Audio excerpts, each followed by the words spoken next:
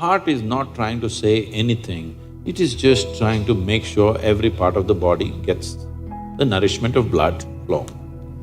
So it's your brain speaking in different tongues. So before you invest this life into something, you must look whether today if I invest my life into this, after 25 years, will it still mean a lot to me? After 50 years, will it still mean a lot to me? At the end of my life, if you turn back and look, will I be proud of this or will I be ashamed of what I'm doing right now?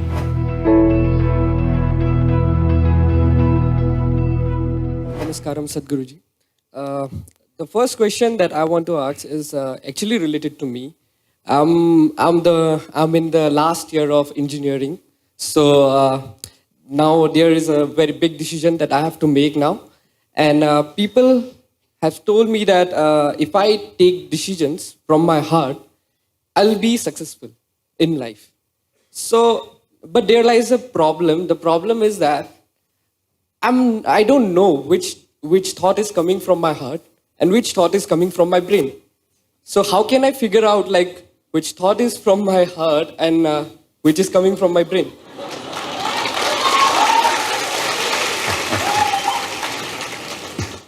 The heart makes only two sounds, lub-dub.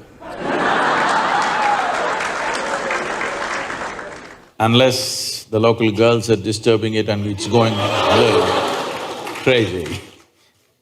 Otherwise it makes only two sounds. Rest of the noise is all coming from your head. This idea that something comes from the heart, something comes from the brain, it's metaphoric, but unfortunately a whole lot of people are taking it literally. There was a time in many parts of the world, particularly in Arabia, the medical science in Arabia believed the blood is pumped from the liver. You might have heard Urdu sayings about Kalija, have you? Because they believed blood is being pumped from the liver, because liver is a far more complicated organ than the heart. Heart is a simple pump. So do not give it any more responsibilities other than continuously pumping the blood and keeping you alive, unless somebody here breaks it. So, about the last year of engineering, I want you to change that language because this happened. Can I tell you a joke? It's okay? Yeah. You're pretty serious about this, that's why I'm asking. This happened. A very celebrated scientist was at a dinner and he was not grandly dressed or anything, he was looking very ordinary. So the lady who was, sitting next to him didn't pay much attention to him, she doesn't know who he is. But after some time, just to be polite, to make some conversation, "May I know what do you do?" He said, "I'm studying science." She said, "Oh, I finished that in my 10th class." So you're not going to, you're not in the last year of engineering, maybe the course, but not the last year of engineering, because for your entire life, if you learn engineering, when you're dying, after 100 years, okay? I'm not preponing it. After 100 years when you're dying, you would still know, if you are a constant learning process, you would still know you know very little about engineering. With that little, many things happen, that's different.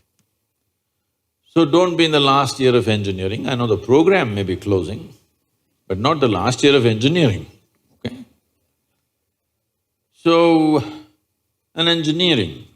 essentially engineering means to have things the way we want. Yes?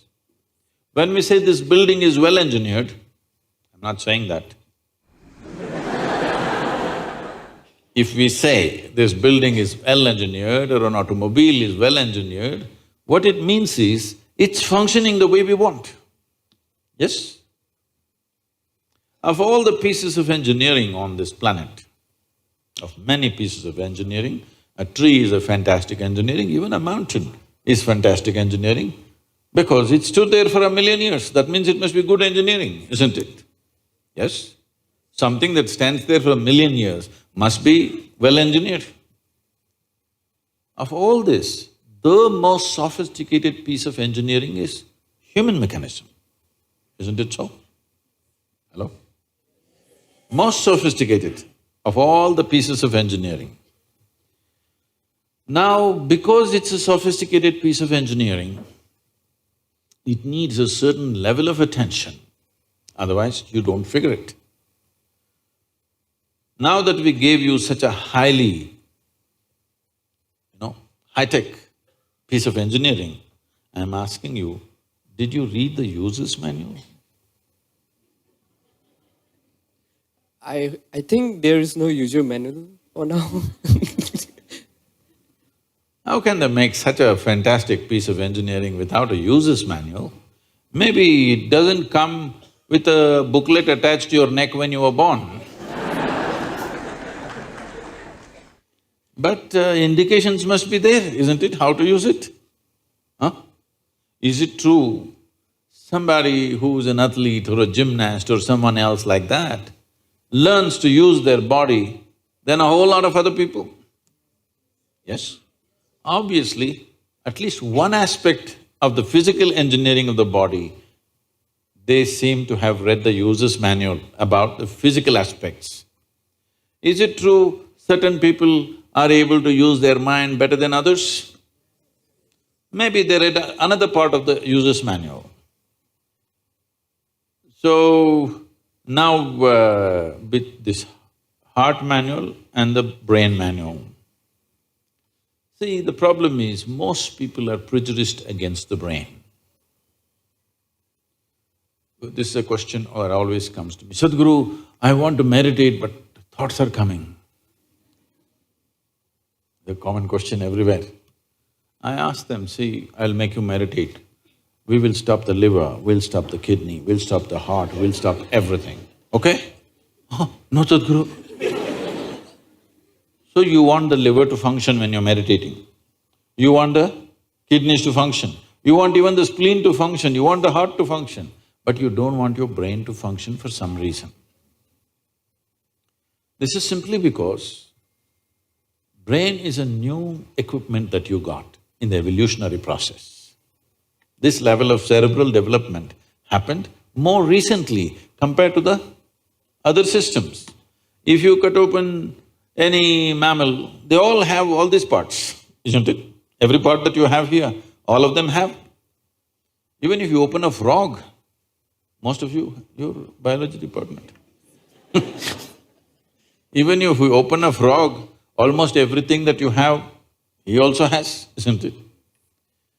It is only… the big difference is only the cerebral development, which is a more recent happening. Because it's a more recent happening, most people have not figured how to handle it. So, user's manual is very important. You don't read a user's manual just before you discard the machine. You read it in the first few days, isn't it? Hello? If you buy a phone, do you want to read the user's manual in the first 3 days or after 3 years when you're throwing it away? First 3 days, isn't it? So, knowing how this functions is very important. Never did ever heart generate any thought or intention.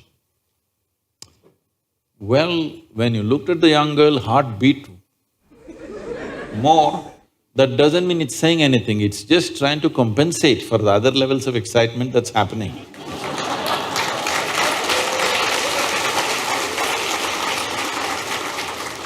The heart is not trying to say anything, it is only compensating, you need more blood, so it's pumping little harder. That'll happen even if you run up the staircase. Yes? What happens to you little panting when you fall in love also happens physiologically when you run up a staircase, yes or no? Fear also does that to a whole lot of people. So, heart is not trying to say anything, It is just trying to make sure every part of the body gets the nourishment of blood flow. So it's your brain speaking in different tongues. What's your native language? What's your mother tongue? Assamese. So, because when you know 2, 3 languages, sometimes it gets confused, sometimes it speaks in English, sometimes in Assamese, sometimes in something else. So you're thinking different people are speaking, heart is speaking, mind is speaking, no. There is thought and there is emotion. People think these two things are saying different things. They're not saying different things. The way you think is the way you emote, isn't it so? Right now, if I think, oh, she's the most wonderful person on the planet, I just have to think. Then my emotions become sweet towards her. Now I think she's the most horrible creature on the planet. Now my emotions become nasty. Yes or no? I cannot think she's horrible and have sweet emotions. I cannot think she's wonderful and have nasty emotions, isn't it so? But today I thought she's the most wonderful person and my sweetness was flowing. Suddenly she did something tomorrow that I don't like. I think she's horrible. Thought is agile, it changes direction just like that. Emotion is little sappy. It takes time to turn around. So that period you struggle as if there are 2 dimensions of thing happening. Because thought is saying one thing, emotion is still going sweet because it takes time to become nasty. Everybody struggles, but it catches up or no after some time? Hello? Today you thought she's wonderful, sweetness was flowing. Tomorrow she did something you don't like, you thought she's horrible. The thought is clearly saying she's horrible, but emotions are struggling because they can't turn quickly. They take time to turn. But after a week or 10 days or 2 months, depending on how deeply you're engaged, after some time, emotion catches up with the thought. Emotion also says, yes, she's horrible, so let's be nasty to her. So they're not speaking different languages. One is agile, another is little slow in his corners. So it looks like they're speaking different languages. When it comes to what you want to do, you must think clearly, it's very important. Thinking clearly means, the question is not about what will get me this, what will get me that. Is your life precious to you? All of you, I'm asking. Your life, is it precious to you? Yes. So before you invest this life into something, you must look whether today if I invest my life into this, after 25 years, will it still mean a lot to me?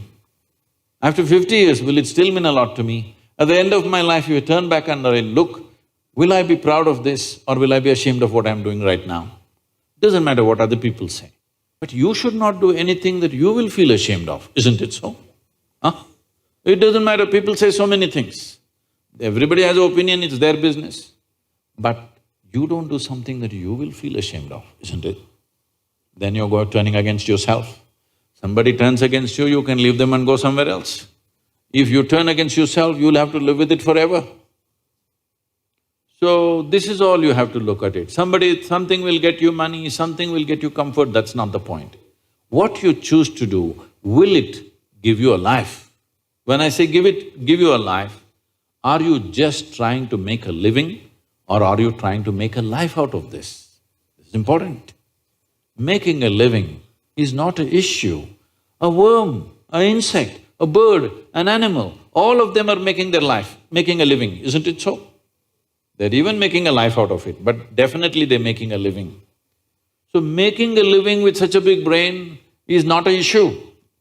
Earning your food is not an issue, making a living is not an issue. Only problem is you want to live like somebody else, that's an endless problem. I want to live is not a problem. I want to live like you, this is a problem. So, it is important, if you consider your life as a precious life, you must make sure you make a wonderful life out of this.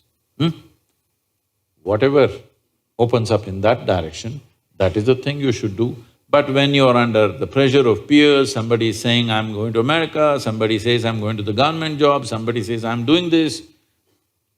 So one thing that all of you should do before you make big decisions in your life is withdraw from these pressures of peers, professors, parents, everybody. Just spend 3 days to 1 week by yourself. Look at it, what is it that you really want to do? Not under pressure from other people. What does this life want to do? Do that. It doesn't matter what other people think about it.